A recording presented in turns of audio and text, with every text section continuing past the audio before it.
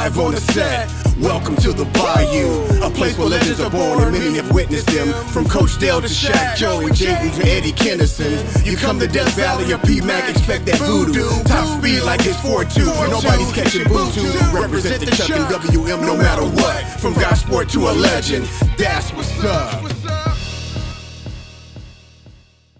Welcome to another episode of Geaux2Legends. Wow, I'm super excited about my guest today. She is a female champion in her own right. But before I introduce her, let me say this. If no one has told you today, let me be the first to tell you, I love you with the love of Christ. There's absolutely nothing that you can do about it. And be a light that shines so bright today that it has the impact to save someone's life.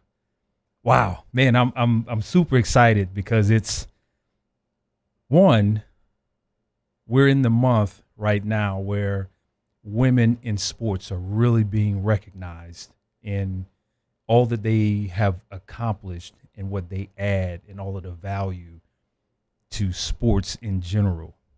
But ladies and gentlemen, I'd like to introduce my friend and former softball great from our great Louisiana State University, Miss Katie Guillory. Katie, how are you this morning? Great. Honored to be here. Always a joy to be across the table from you, dude. Your smile always lights up the room. Right back at you. Thank you. It's infectious. And you're in the position now with LSU Athletics in training our young men and young women, and we'll get into that. And it's such a delight to have former athletes train current athletes because we believe that we get it. We've been there. We can talk the talk and we can walk the walk. Yeah. Right. And I take pride in that in everything I do on a daily basis, to be honest with you. And sometimes that comes to a fault because it makes me check my reality of me putting all this unnecessary pressure instead of just, trusting what I do. So I say that because I don't take that lightly. I do take pride in that history and the ties that I have to LSU and such as you just said every day. Oh, man, it's so wonderful. And with that being said, that's a perfect segue. I'm going to ask you, Katie, to rewind. Go back to your young days of a young Katie growing up in Lafayette, Louisiana, right? And you finding your love for sports. Can you remember? I know I was like 7 or 8 years old when I used to play against and run against guys and girls in my neighborhood on the street. 7 or 8 years old. I can still remember it like it was yesterday. Take us back to that time where you fell in love with sports. I would say I knew earlier than that. Probably 4 or 5 years old. Wow. Similar to what you just mentioned, like we grew up in a neighborhood where there was a lot of people our age. I'm the youngest of 3, so I have a middle sister who's 2 years older, and then an older brother who's 2 years older than that, so 4 years separated from me. So we were all very close in our friends' age. We had interchangeable friends, always around all the time, and our neighborhood resembled that.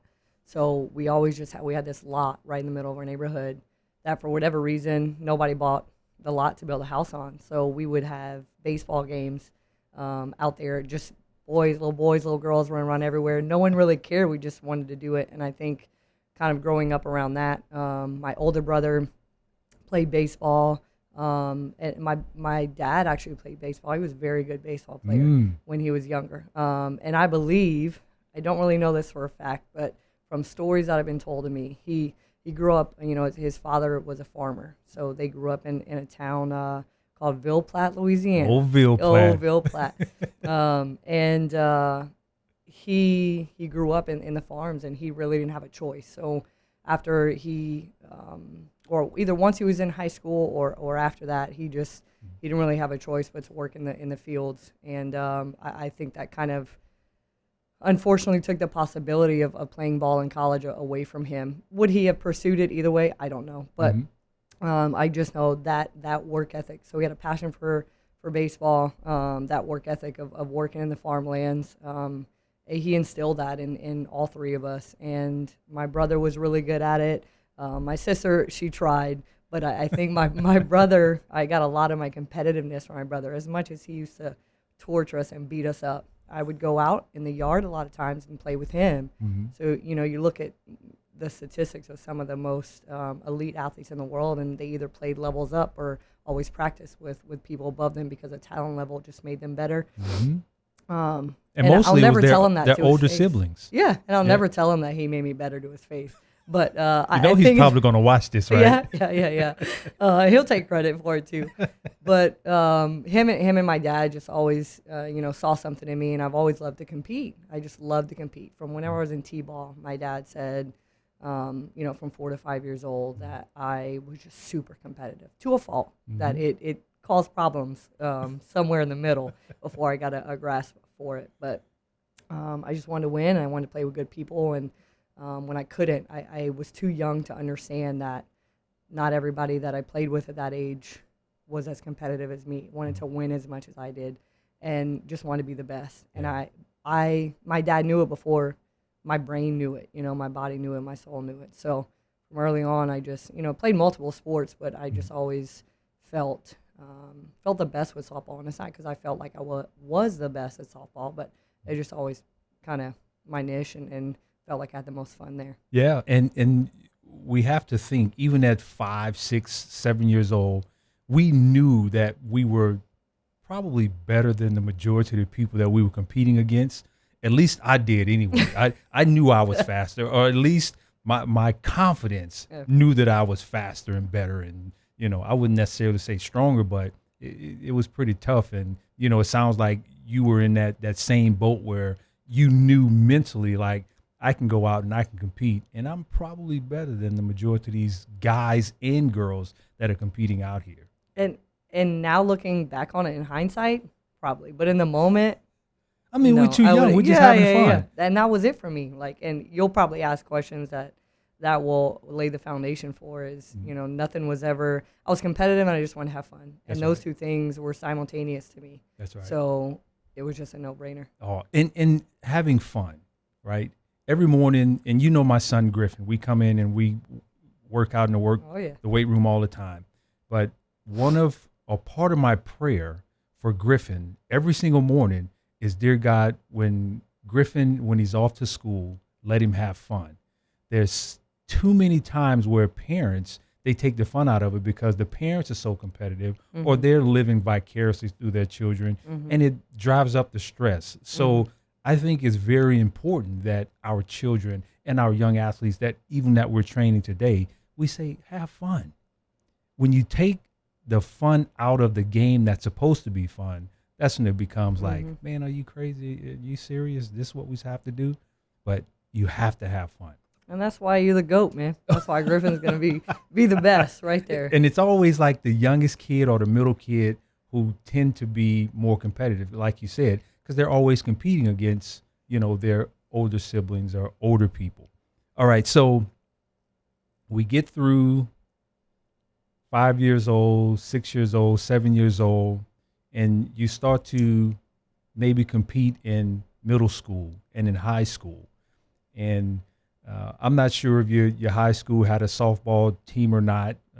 I know I didn't. I went to Washington Marion High School. We just got a soccer team and a softball team like in the last year.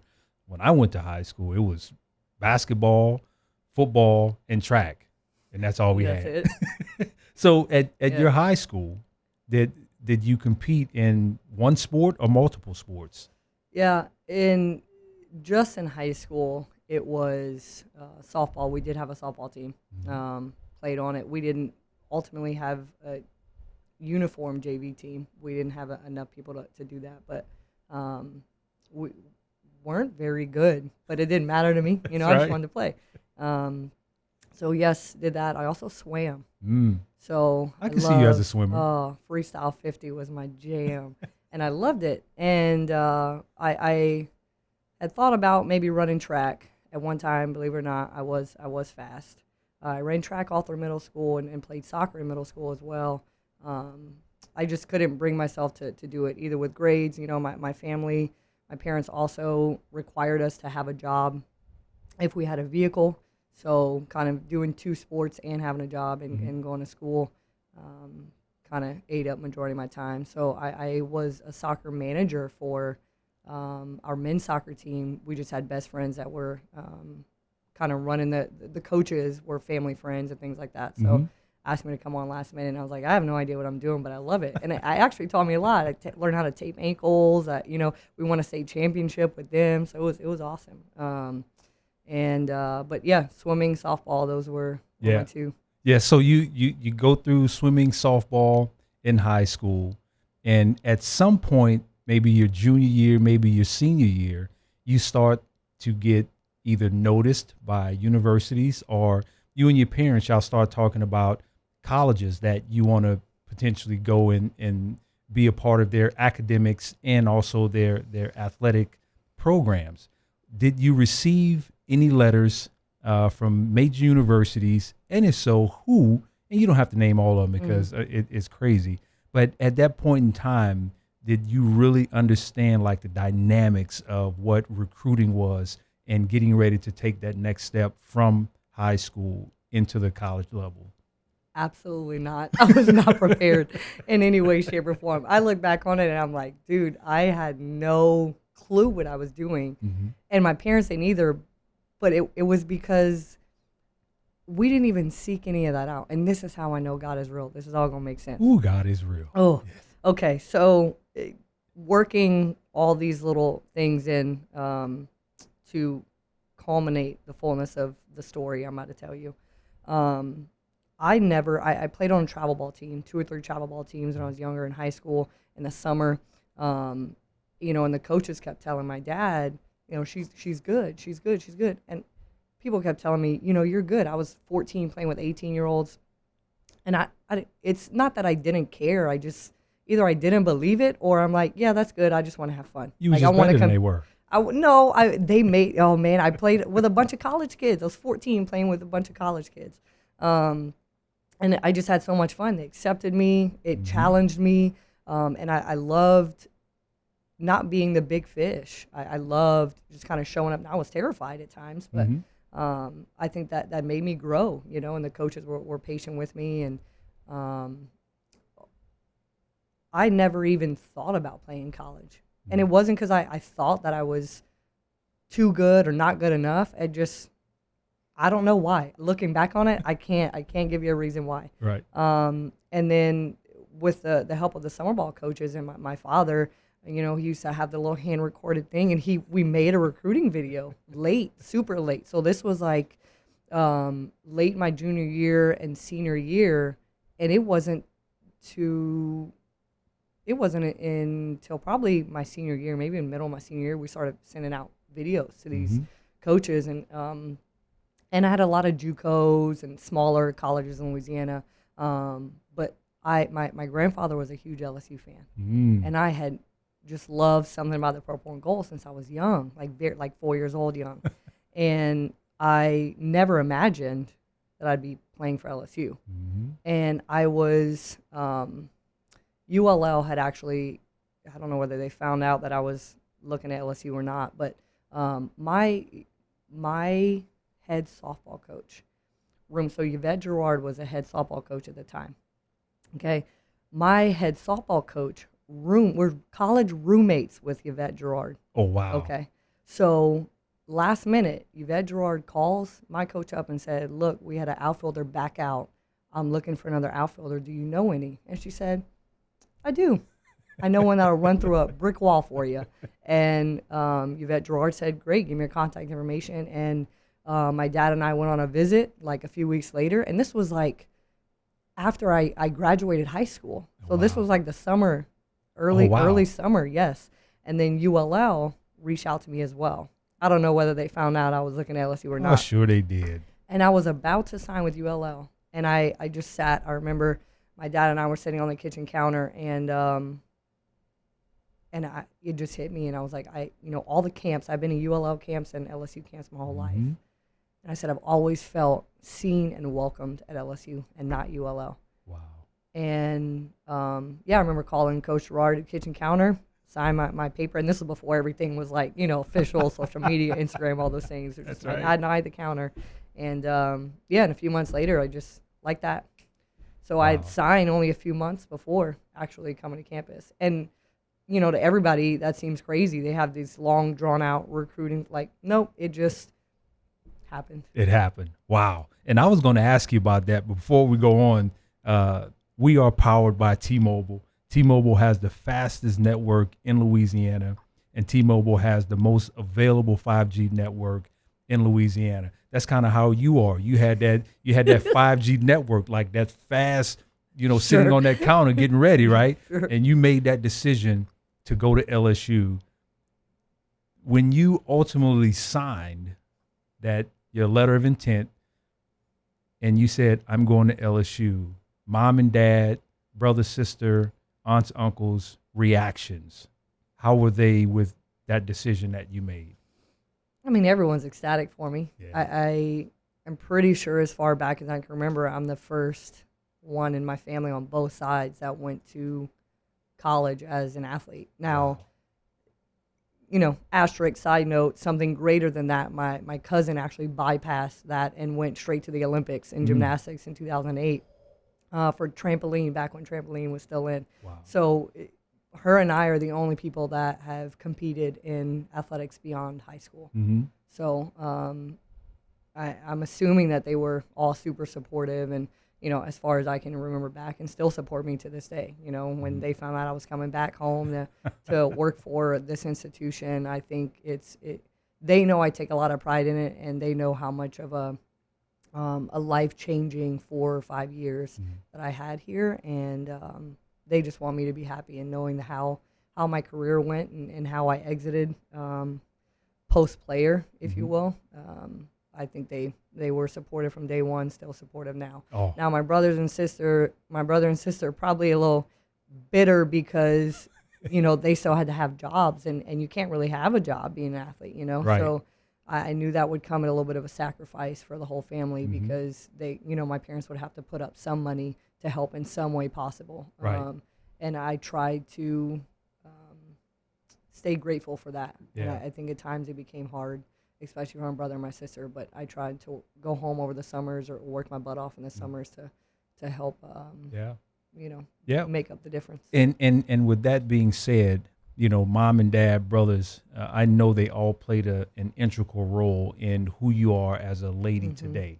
And when your mom and dad and your brother and sister, when they watch this, your brother and sister would probably give you a little flack, but I want them to know what Eddie Kennison sees in and through Katie Guillory, is that your mom and dad did a phenomenal job raising you as a young lady.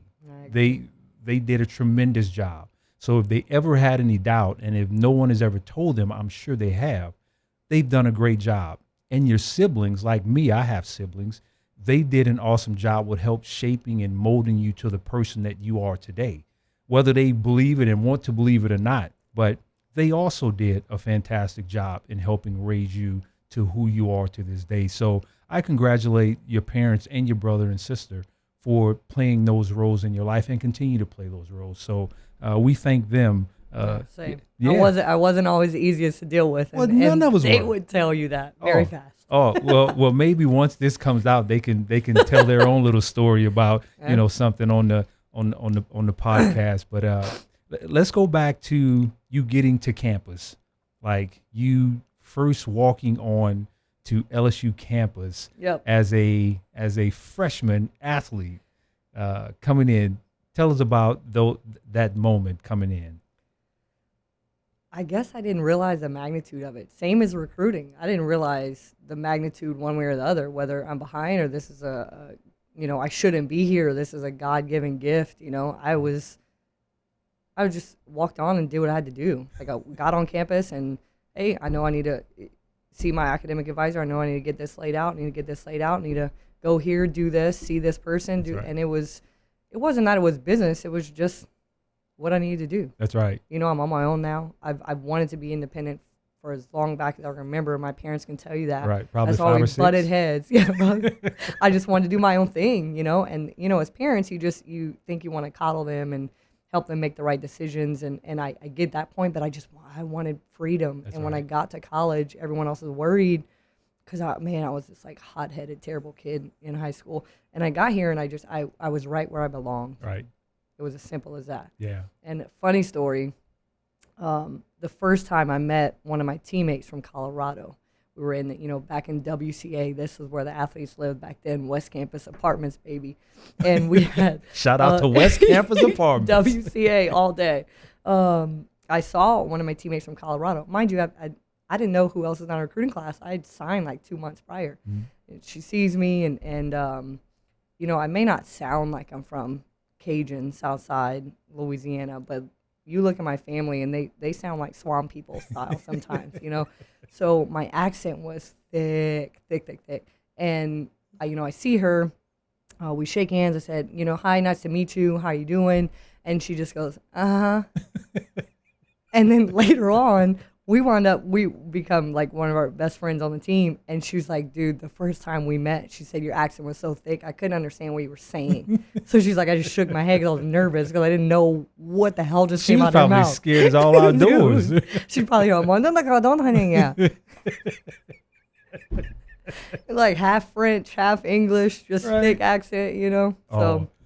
So that was what I remember in my first moments on campus. Yeah. Oh, that's awesome. So you get into softball, and from the story that you told me a little earlier, right before the episode or before the show, you had mentioned that the softball team wasn't as good then, and but you guys made some strides within the first few years. Tell us that little story. Remind me that little story that you talked about right before we got started. Oh yeah, we were a wild bunch. Now looking back on it, I'm like, man, we were a little wild, but we had good intentions. And Coach Girouard. So I wound up playing for 5 years, and some of that is I had 3 knee surgeries in that time. So playing was intermittent. Coach Girouard was my first 3 years, and then she retired, and then Coach Beth had come in for my last 2. So setting the scene for that, we were always good, always ranked top 25, and made it to regionals and things like that, but really didn't make it far beyond that. And it had been a while since we had been in the World Series, and we wind up getting Coach Beth in as our coach, and all of us were kind of like, who is she? How's she going to be? She sat us down in the locker room one of the first times, and just went around curious about, just getting to know everybody, Right. giving us a chance to tell our individual stories, her a chance to tell her story. And it was such a different vibe than Coach Girouard. Not that Coach Girouard was bad by any means, Right. just complete opposite. Whether that's what admin went for or not on a hire of her, and she crushed it. And then we show up 2 weeks later to our conditioning test, and she's there.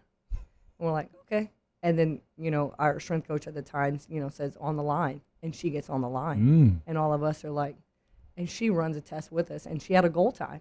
She runs it with us, and she crushes it. And everyone at that point is just like, We're in. we see you, we're Yeah. in. And from that moment on, we were just bought in. And anything they said, we weren't the most talented group. They kind of invested in us as, hey, this is what you're given when you step on campus. Right. Obviously, none of us were their recruits, and we bought in. There was no looking back, nothing. We were sold, and they spent so much time on the small basics, and cultivating a great team atmosphere of being, great people and great humans, as Coach Beth says, and wind up taking us to the World Series That year. And here's the amazing part. So we were a low seed. We did not host regionals. We did not host super regionals. Our regional site, this was the year before Missouri and Texas A&M came into the SEC. Our regional site was at Texas A&M. Okay. Wow. We wound up beating them 2 out of 3 at Texas A&M. Stormed their field, had dogpile on their field. Now that changed the game because they were supposed to host super regionals as well. Well, now we go to Missouri for super regionals, at Missouri. We beat them best 2 out of 3. And we packed our bags to go to Missouri, and they told us to pack it for 2 weeks straight so we can go to the World Series. Mm-hmm. And when I said, like, no one doubted that. No one doubted that. And we did it. And it was a very good welcome into the SEC from LSU. And made to the World Series, came out 4th or 5th that year, but it was the coaching staff's first year. I think we went with probably the lowest batting average in College World Series history. Stats. Maybe. Who cares about stats? But man, we had the guts and we had the grit to get through, and we had the heart and we had the culture, and they had spent so much time and effort making that happen and kind of breeding that all year round, and it showed, and that was as much a reflection of them as it was us. Yeah, and we have to believe that, and that was 2012, correct? Mm-hmm. We have to believe our softball team played well. You guys go to super regionals and then ultimately the World Series, Mm-hmm. right? That had to be a true catalyst for where our softball team is today, because right now they're still performing at a high level and they're kicking some butt. Yeah, they are. Oh man, it's fun to watch our women compete in all sports, but in particularly softball, they're competing. So we have to believe that time, 2012, was kind of like that extra catalyst to get them over the hump and to continue playing great softball. So we get through that year. We get to the end of your career at LSU playing softball, and Katie Guillory has to make a decision on what she's going to do after LSU. You graduate LSU, and you move on to your next career. At that point in time, what did Katie Guillory jump into from LSU softball into your afterlife? This may come as a shocker, but I had no idea what I wanted to do. Same as entering college, I was just, God will take care of it. It right. was, the same thing. I didn't know what I wanted to do. Mm-hmm.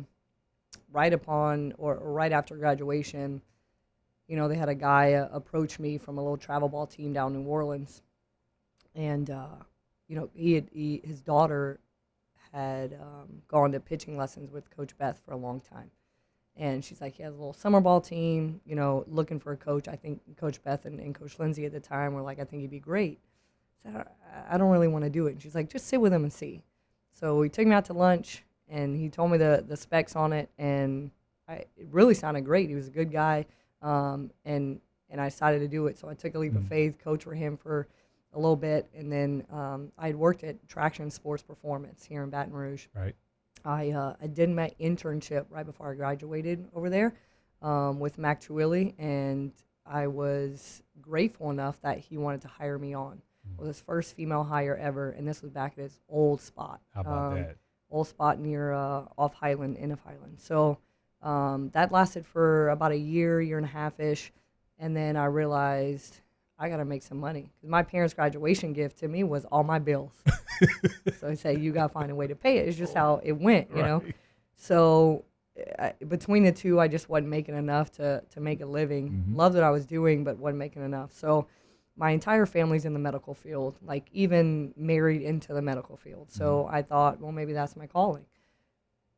Went, worked at Our Lady of the Lake Hospital for about a year and a half, stayed coaching, continued to work some LSU camps with the staff, and just kind of staying around Baton Rouge, still lived with some of the players, things like that.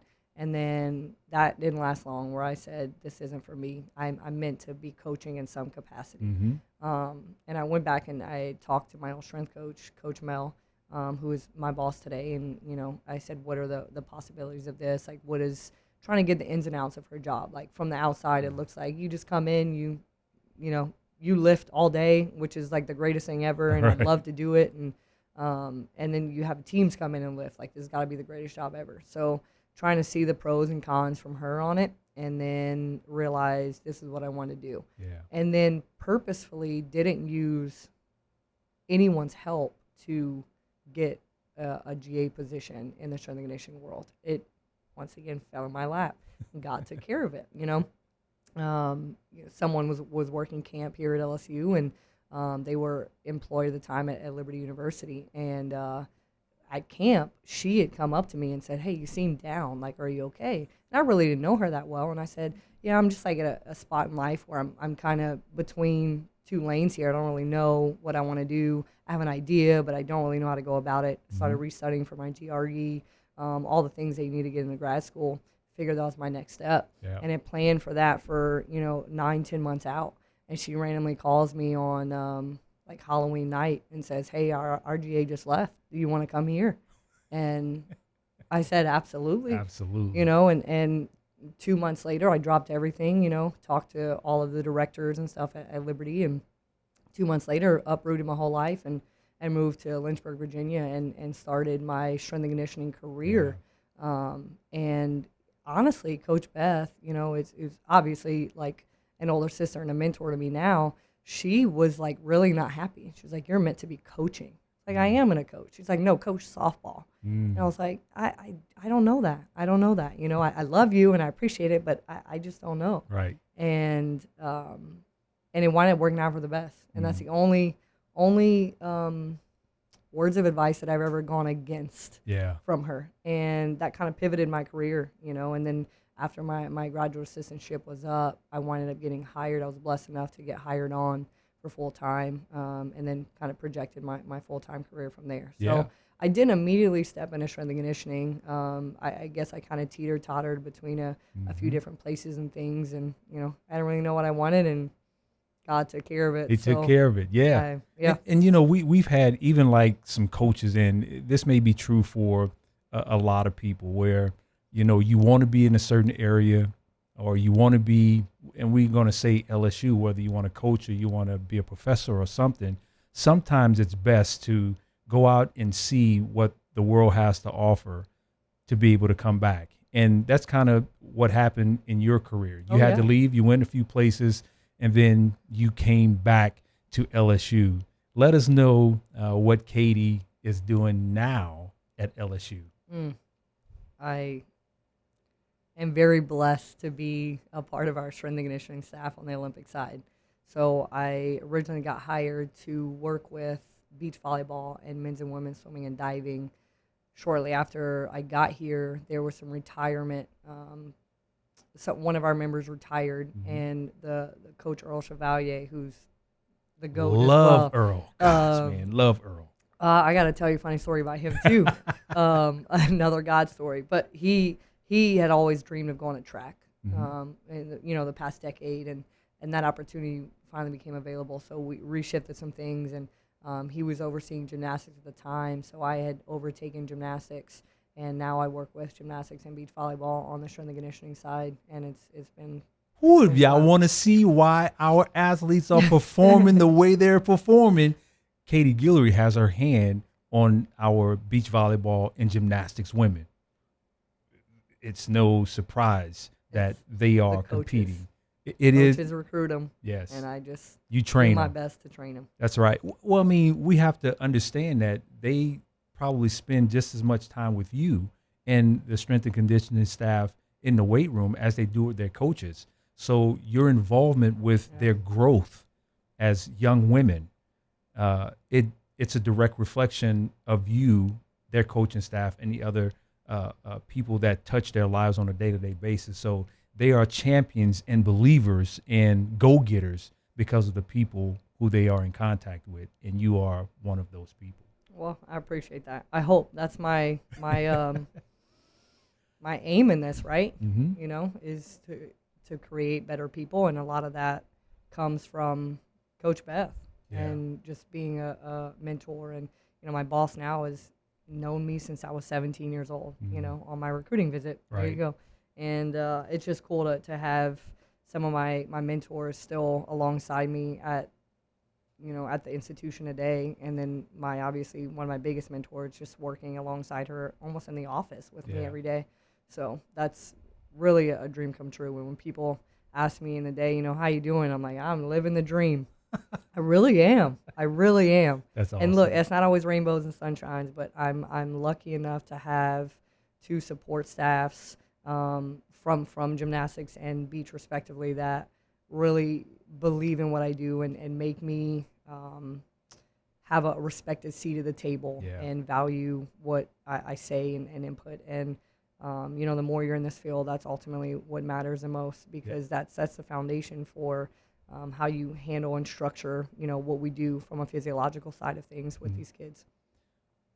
With that being said, that's a perfect segue into me asking you, what is your why? What is Katie Guillory's why?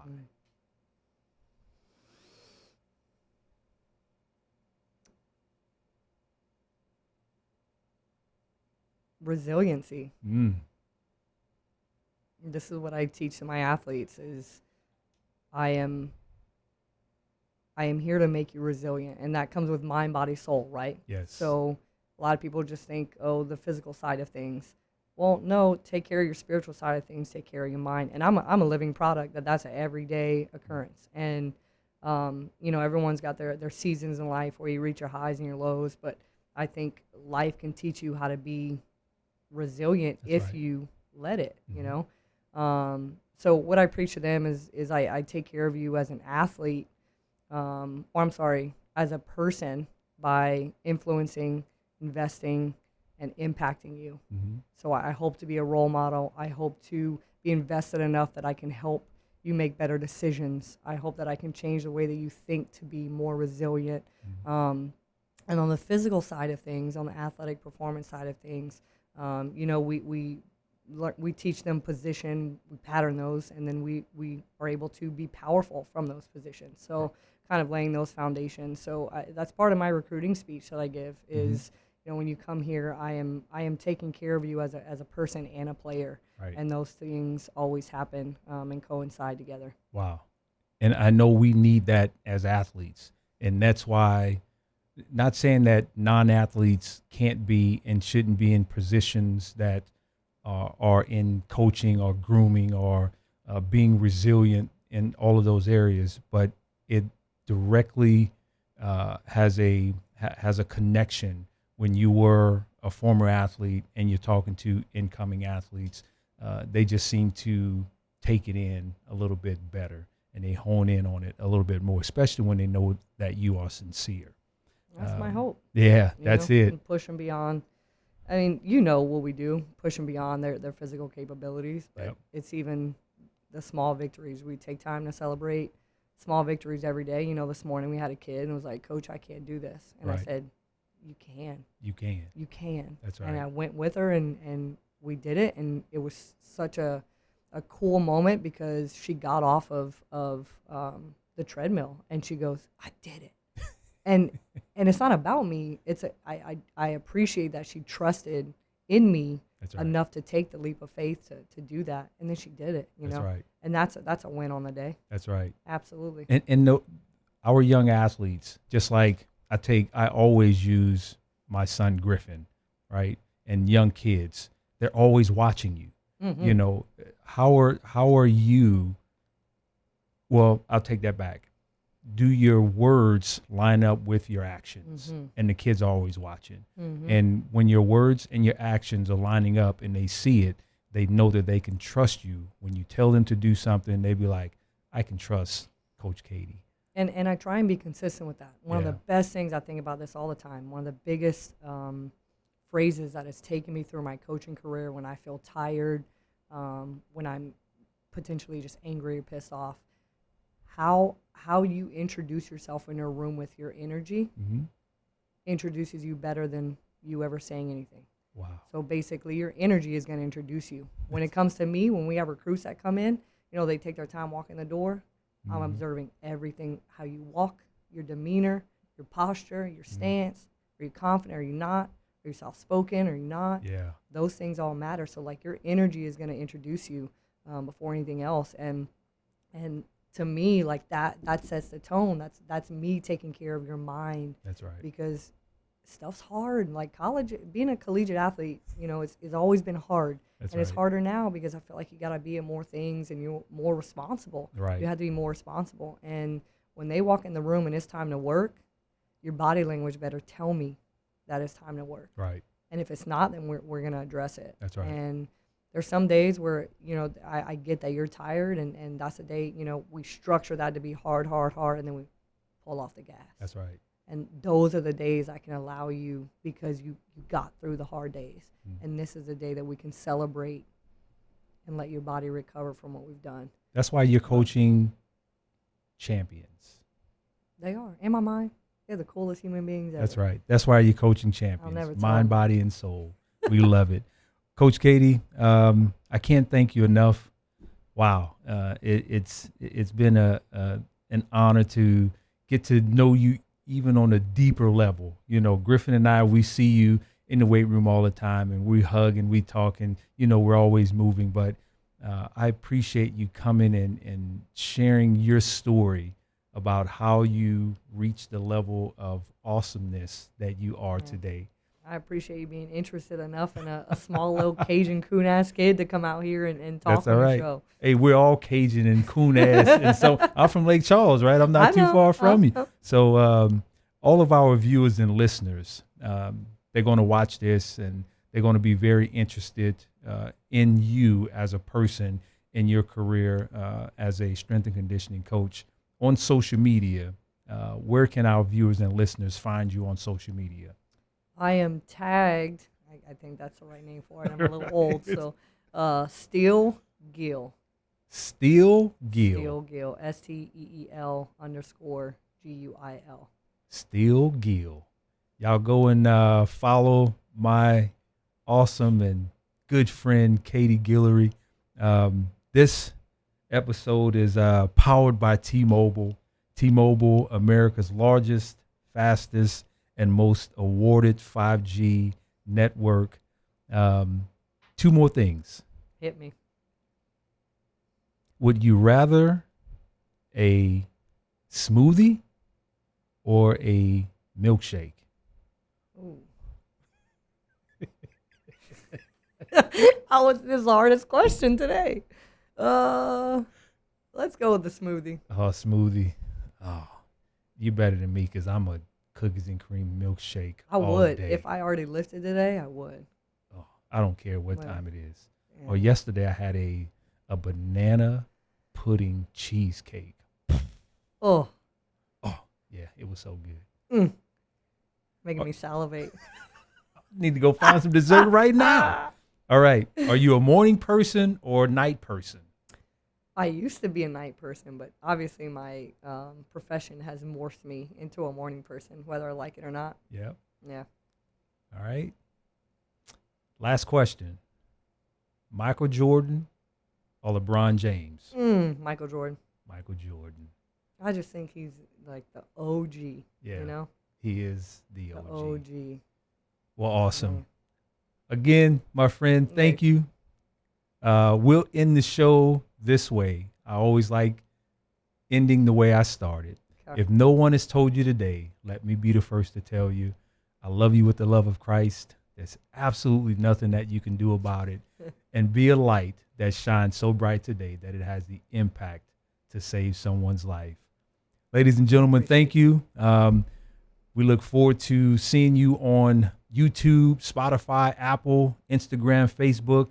Go like, subscribe, share. Tell all your family and friends about Geaux2Legends Podcast. We'd love to hear your thoughts, your feedback. Tell us who you would like to see on the podcast, and we will try to get that LSU legend in studio. Until next time, we love you. Peace out. Geaux2Legends fans, we ask that you subscribe, like, share, tell everybody who's an LSU fan, your uncle, your mom, your dad, your cousin, sister, everybody. Share this with them, have them do the same, and I promise you, y'all won't regret being a part of the Geaux2Legends podcast. The struggle, the hustle, the blood, the sweat, the tears from the L's you took, don't forget. Survival of the fittest, the cheers, the rings and bucks, now legendary status, that's what's up.